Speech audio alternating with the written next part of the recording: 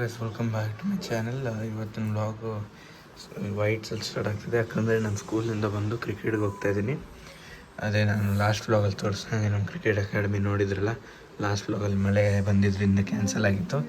So ಇವತ್ತಿದೆ ನೋಡಿ, ಕ್ಲೀನಾಗಿ ರೆಡಿಯಾಗಿ ವೈಟ್ ಯೂನಿಫಾರ್ಮಲ್ಲಿ ಕ್ರಿಕೆಟ್ ಕ್ಲಾಸ್ಗೆ ಹೋಗ್ತಾಯಿದ್ದೀನಿ.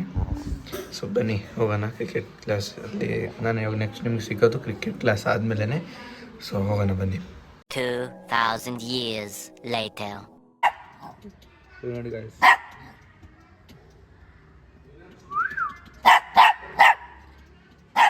ಹೆಂಗೆ ಹೋಗ್ತದೆ ನೋಡಿ ಗಾಯ್ಸ್, ಆಚೆ ಕರ್ಕೊಳ್ತಾ ಇಲ್ಲ ಅಂತ.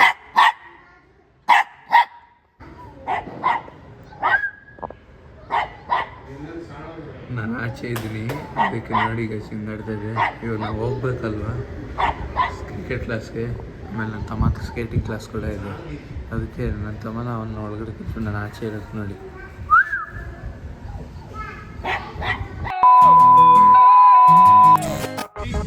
सबने बदे राहें कठिन, लेकिन हौसला है मैं कभी ना गिरूं. अंधेरा घना पर रोशनी भी है, जिसमें जुनू हो वो रुकता नहीं है. ड्रॉप कदम आगे बढ़ा, दुनिया कहे रुक पर दिल कहे छोड़ा ना. गिर के उठ फिर से तोड़, जब तक जीत तब तक जोर. उड़ान भर आसमां छू, तेरे दुम पे दुनिया छूए तू. सोचना रुकने दे, दर को जला दे, तूफान बन जा सबको हिला दे.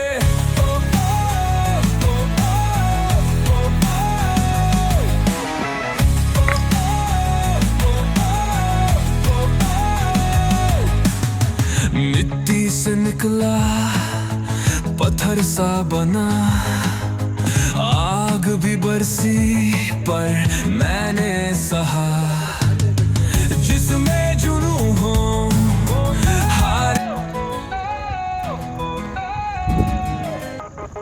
सबने बदल. ಇವಾಗ ನಾವು ನಮ್ಮ ಅಜ್ಜಿಯವ್ರ ಮನೆಗೆ ಬಂದಿದ್ದೀನಿ. ಕ್ರಿಕೆಟ್ ಕ್ಲಾಸ್ ಮುಗಿಸ್ಕೊಂಡು ಫ್ರೆಶ್ ಅಪ್ ಆದಮೇಲೆ ಏನು ಮಾಡ್ತೀವಿ ಅನ್ನೋದು ನಿಮಗೆ ತೋರಿಸ್ತೀನಿ ಬನ್ನಿ. ಗೈಸ್ ಇಲ್ಲಿ ನೋಡಿ, 101 ಗಣೇಶ ಇಟ್ಟಿದ್ದಾರೆ ಒಂದೇ ಕಡೆ 101 ಗಣೇಶ.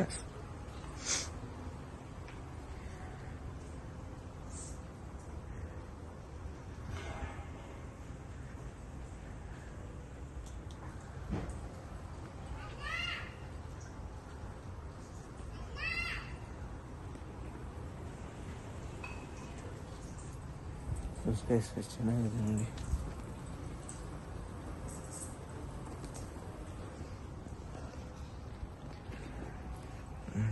ಈ ಐಡಲ್ ಎಷ್ಟು ಚೆನ್ನಾಗಿದೆ.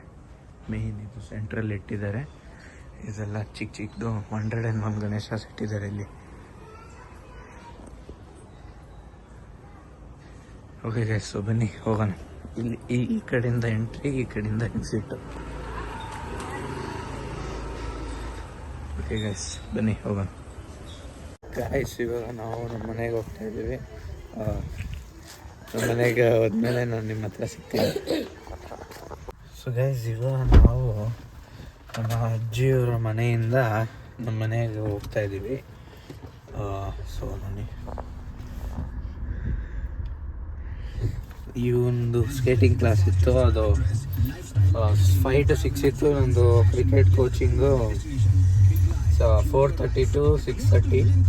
ಸೊ ನಂದೆಲ್ಲ ಮುಗಿಸ್ಕೊಂಡು ನಾನು ನಮ್ಮ ಅಜ್ಜಿಯವ್ರ ಮನೆಗೆ ಬಂದು ಫ್ರೆಶ್ ಅಪ್ ಆಗಿ, ಮತ್ತು ಎಲ್ಲೋ ಆಚೆ ಹೋಗಿ ಕೇಕ್ ಎಲ್ಲ ತಿಂದ್ವಿ. ಆದರೆ ಅದೆಲ್ಲ ತೋರ್ಸೋಕ್ಕಾಗಲಿಲ್ಲ, ಯಾಕೆಂದರೆ ನಾನು ಮರ್ತೋದೆ ವಿಡಿಯೋ ಮಾಡೋದು. ಸೊ ಇವಾಗ ನಾವು ಮನೆಗೆ ಹೋದ್ಮೇಲೆ ಮನೆಗೆ ಹೋಗ್ತಾ ಎಲ್ಲ ನಿಮಗೆ ತೋರಿಸ್ತೀನಿ. ಸೊ ನೋಡಿ ಗೈಸ್, ಒಂದು ಗಣೇಶ ಹೋಗ್ತಾ ಕಾಣಿಸಿದೆ, ವಿಸರ್ಜನೆ ಮಾಡಕ್ಕೆ ಹೋಗ್ತಾ ಇದ್ದಾರೆ.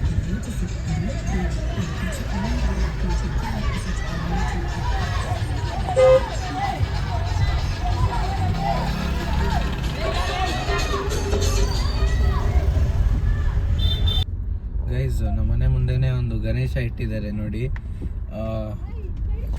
ಇದು ಇವತ್ತು ಬೆಳಗ್ಗೆನೇ ಡೆಕೋರೇಷನ್ ಮಾಡ್ತಾಯಿದ್ರು. ಸೊ ಇವಾಗ ಆಲ್ರೆಡಿ ಇಟ್ಟು ಪೂಜೆ ಎಲ್ಲ ಮಾಡಿದ್ದಾರೆ ನೋಡಿ. ಚಿಕ್ಕದಾಗಿ ಇಟ್ಟಿದ್ದಾರೆ, ಬಟ್ ಚೆನ್ನಾಗಿದೆ ನೋಡಿ ಗಣೇಶ. ನೋಡಿದ್ರೆ ಚಿಕ್ಕದು ಕ್ಯೂಟ್ ಆಗಿದೆ ಗಣೇಶ.